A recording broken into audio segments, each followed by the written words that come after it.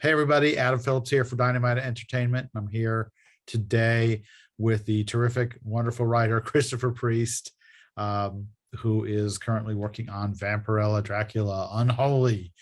And as we've got issue number 2 coming out any minute now, Chris, do you prefer Chris or Christopher? I never know. Christopher, actually, if you don't mind. Christopher, can you tell us what we need to know going into issue number 2? Wow, gee, that's a real loaded question. So, Right.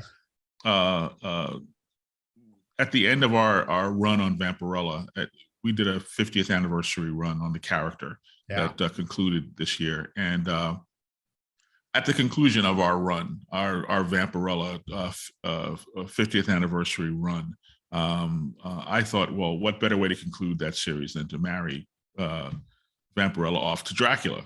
Yes. And of course, I can never do anything simply. So I said, well, that's too easy. We have to complicate this some way. So the gag is that at his last defeat, at the last time in our particular continuity that we saw Dracula, he was defeated, but his essence, his DNA, his everything that makes him Dracula, his Draculosity. His Draculosity, thank you, was preserved and converted into something that we're calling, for lack of a better term, the Dracula virus. And subsequently, right around the final issues of our Vampirella series, 20 years ago, Vampirella met this little boy who was being sought by zealots who were trying to bring Dracula back from the dead. Nope. Apparently, a long time ago, one of the Van Helsings, there's so many Van Helsings, had synthesized a kind of virus that contained the essence of Dracula. And if you ever saw, let's say, Star Trek II, The Wrath of Khan, it's kind of like that whole Genesis thing where you deposit this thing on a planet and it terraforms the planet and turns the planet, a dead planet into a live planet. Right.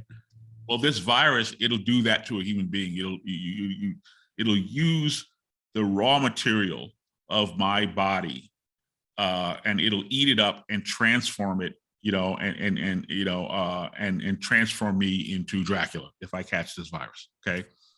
So this little boy was a carrier of the virus, and it was this whole adventure in issues 23 and 24 of our Vampirella series, where 20 years ago, she found this boy, got involved with these cultists, and resolved that situation. The end, happy ending for everybody.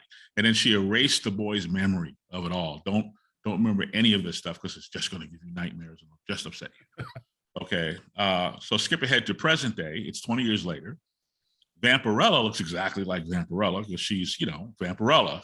So she's still around. But the boy is now a man. He's an FBI agent. He's got his whole life going on. But all of a sudden, the wackiness has reasserted itself. And while we thought we had stamped out this virus and cured him of this thing, apparently not. So Vampirella consults, some vampire experts, and this character that we're calling the Oracle, the Vampire Oracle. And basically, as corny as it sounds, she's told that the only thing that can defeat this sort of evil is love. And she is directed to, you have to complete this blood rite, this ceremony. Basically, they have to get married. We're calling it marriage, but it's basically there's a joining, and they sprinkle the bat blood or whatever. They jump on the broom, whatever the story is. So that's how they end up getting married, and that's where we left off at the end of our Vampirella series. So last issue in Unholy, which picks up from our series. They have gone to Transylvania because they have to complete this ritual. And in order to do that, they need some dirt. So issue number 1 was called A Fistful of Dirt. They've gone all the way to the Carpathian Mountains in order to gather up some soil from Dracula's native land. And they need that to complete this ritual. In this issue, in number 2, well, there was a cliffhanger, stuff happens and people are chasing. You have to have people chasing, right? Always. So, so in this issue, now they have they've gotten the soil. They got all the ingredients to make this martini and finish this ritual, so they can head home and live happily ever after. The only catch is that the way they complete this ritual is they must complete it through the consummation of the marriage. Nope. So Matt, the guy's name, the FBI agent, our guy the boy who would be Dracula, who grew up to be the man who might be Dracula. Yeah. His name is Matt Ecsed, Ecsed. So Matt, he went along with this. He let Vampirella talk him into this because Vampirella was like, well, this is for the good of mankind. And, but he thinks she's crazy. He thinks he doesn't believe in vampires. He believes even less in Dracula. Come on, Dracula. Right.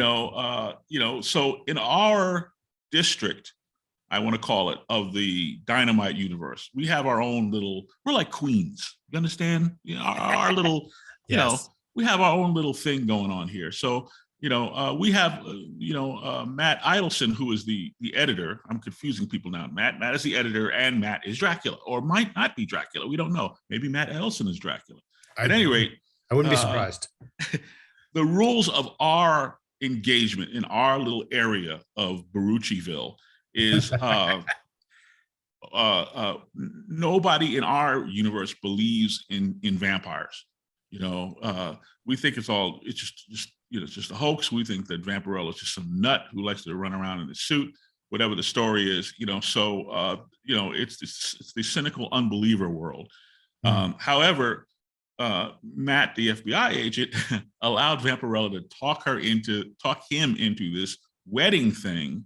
Right. But now she's dragged him to Transylvania, which is already kind of really stupid. But he's like, okay, but this is a bridge too far. Like, I am not going to have sex with you. This is stupid. This is, I don't even know you. I'm not going to, so, without spoiling the rest of the issue, that's kind of the conflict here where she has talked him into this far and he thinks that she's kind of a nutcase. But meanwhile, there are still these forces of darkness that are chasing after them. And the forces of darkness, they're pretty real. They're trying to kill him. So there's a clock running on this whole, completing the ritual bit. And can they do that and survive, and yada, yada, yada. And there's other surprises in here, Adam. There's other surprises in here that that frankly, we're all a little nervous about because there's a whole subplot in here that I can't give away because, it's a surprise and you need to read the issue. But boy, will you be surprised when you read it and meet us back here for, discussing on issue 3, assuming there is an issue 3 and that Dynamite doesn't pull the plug on us because we just caused them a whole lot of problems with issue 2. But no, it's going to be great. It's a big issue. Go get it. I wouldn't lie to you. It's a big issue. Go get it. Fantastic. Yeah, it's coming. It's in comic shops this week, and it's got a bunch of great covers. So take a look. If you get to your comic shop and you can't find it, please ask your retailer to get it for you. And thanks very much, Christopher. We appreciate your time. Oh, anytime at all. Thank you, Adam.